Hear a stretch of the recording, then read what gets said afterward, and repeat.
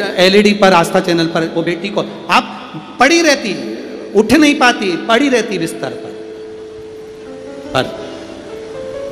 बाबा जब कृपा करे तो उसके जो रोग है उस रोग में आराम मिलना प्रारंभ हुआ। और उसने लिखा है पत्र में, गुरुजी उसको जो नेबुलाइजर चढ़ता था वो नेबुलाइजर चढ़ना उसका बंद हो गया और उसका शरीर भी धीरे धीरे ठीक होना प्रारंभ हुआ। ये शिव तत्व है।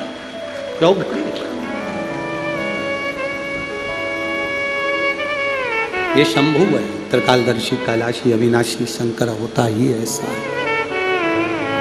शिव कथा कह रही है। तारकासुर के हृदय में चोट नहीं लगना चाहिए। तारकासुर के हृदय में चोट नहीं लगना चाहिए, क्योंकि उसके हृदय में शिव समाया, उसके हृदय में शंकर समाया, चोट ना लगे। ठीक है। भगवान षडानंद कार्तिकेय ने तारकासुर को बाण चलाया।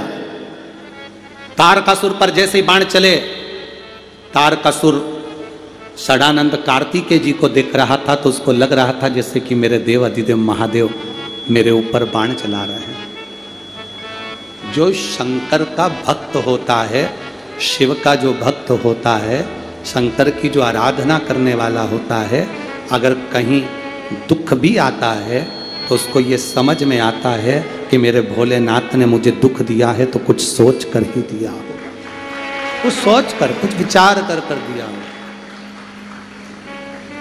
मेरे शंभू ने अगर मुझे दुख दिया है तो कुछ सोच कर दिया हो, विचार कर दिया।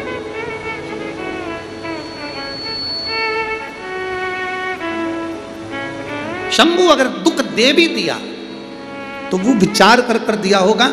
आपको अभी कथा में, इससे पहले कथा हुई थी, उसमें कोटा वाली कथा में कहा था घोड़े को रेस मालूम नहीं है कि मुझे रेस में जीतना है कि हारना है, ये घोड़े को नहीं मालूम है।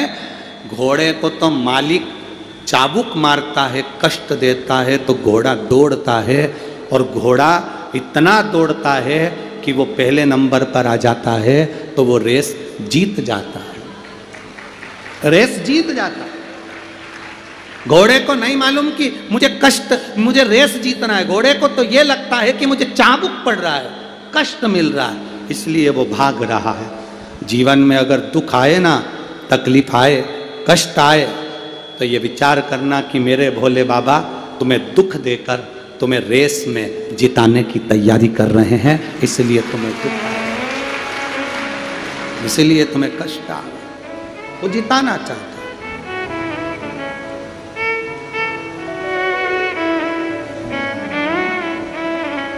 वो तुमको पार लगाना चाहता है, जिताना चाहता है। तारकासुर षडानंद कार्तिकेय को देखकर ऐसा लग रहा है कि मेरा भोले बाबा मेरे सामने है, मेरे शिव मेरे सामने।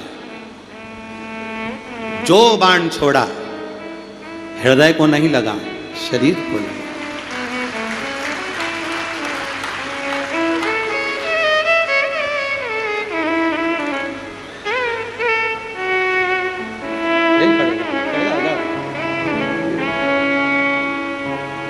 एक बार जोरदार ताली बजाएं बच्चे।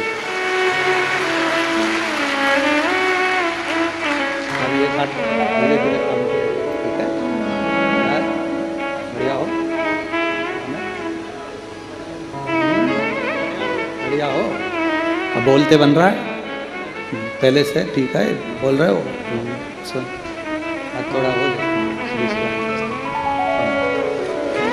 धीरे धीरे धीरे धीरे। अब आप इस बच्चे को देखेंगे जिसको डॉक्टर ने 10 दिन मृत घोषित कर दिया था तो भी बाबा लेकर आया है और उसको पंडाल में लेकर आया। ये शिव तत्व है, योगघड़ी है। सुनता भी है, समझता भी है और बोलता भी है। पाँव हाथ दोनों पहले से इसमें चल नहीं सकता था, उठ नहीं सकता था, शिव कृपा से चल भी दिया, उठ भी गया। शंभु है वो।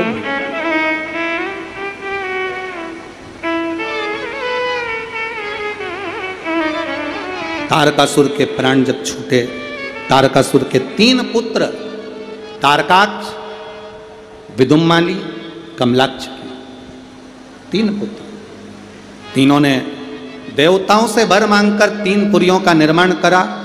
3 पुरियों में रहने लगे और 3 पुरियों में रहते रहते उन्होंने ये वर मांग लिया कि मरे तो तीनों एक साथ मरे, तीनों एक साथ। 3 पुरियों में उनका रहना हुआ। भगवान शंकर ने 3 पुरियों को जलाकर नष्ट कर दिया तो शिव जी का नाम त्रिपुरारी हो गया, त्रिपुरारी नाम पर।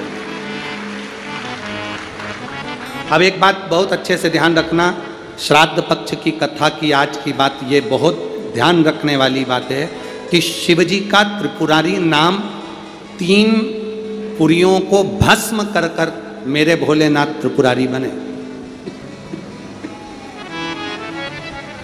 मेरे शंकर भगवान त्रिपुरारी बने।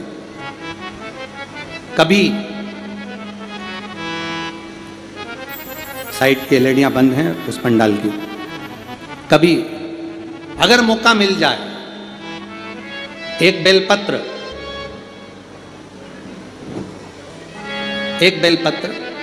एक धतूरा, धतूरा जानते हो? अरे बोलो तो जम के, जानते हो ना? एक बेलपत्र, एक धतूरा, एक शमीपत्र। शमीपत्र कितना? एक बेलपत्र, एक धतूरा, एक शमीपत्र और एक सफेद पुष्प, केवल एक सफेद पुष्प, एक आखा चावल का दाना। आखा का मतलब जानते हो? मतलब पूरा सेगा चावल का दाना।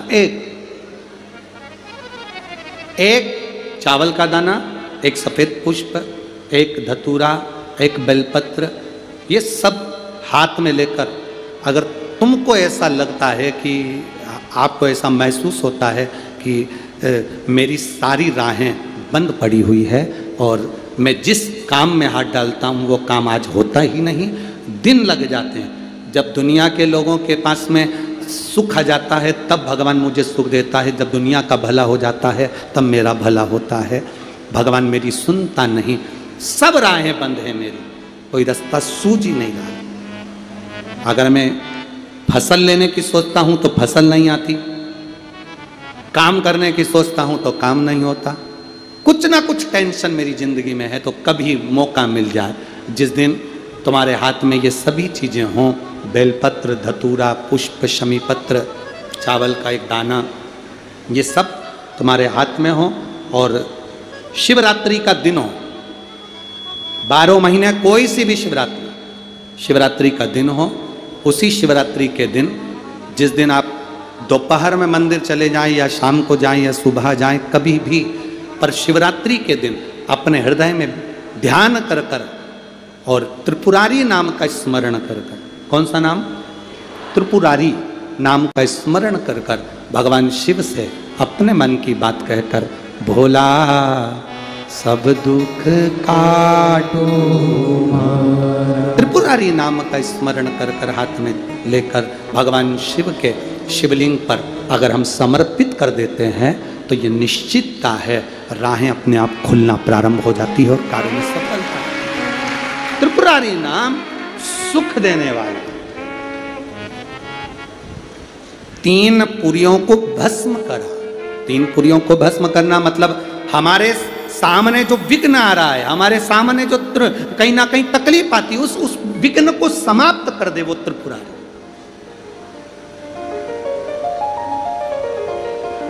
हमारे विघ्न को जो समाप्त कर दे वो त्रिपुरारी।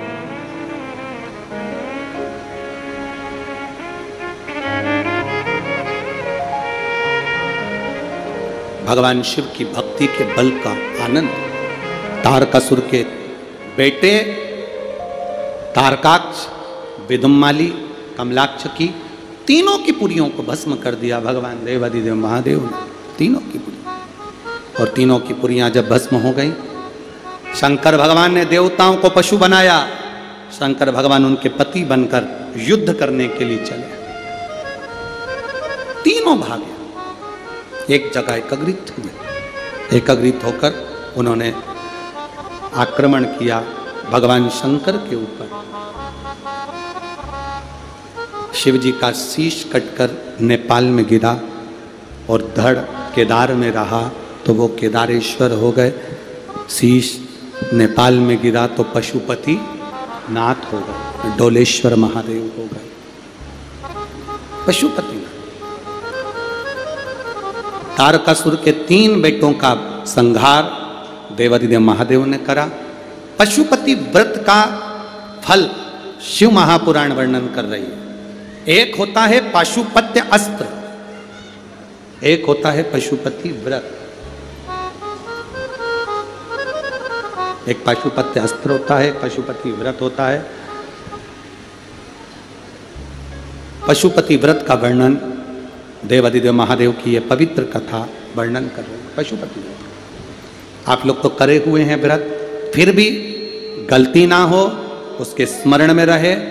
पशुपति व्रत का महत्व, ये जितने भी पत्र आप लोग भेजे हो, इन पत्रों में जो आप लोगों ने लिखा है, इन पत्रों में पशुपति व्रत का वर्णन सब माताओं ने करा कि हमने पशुपति व्रत करा उसका फल क्या हुआ, हमने पशुपति व्रत करा उसका फल क्या हुआ।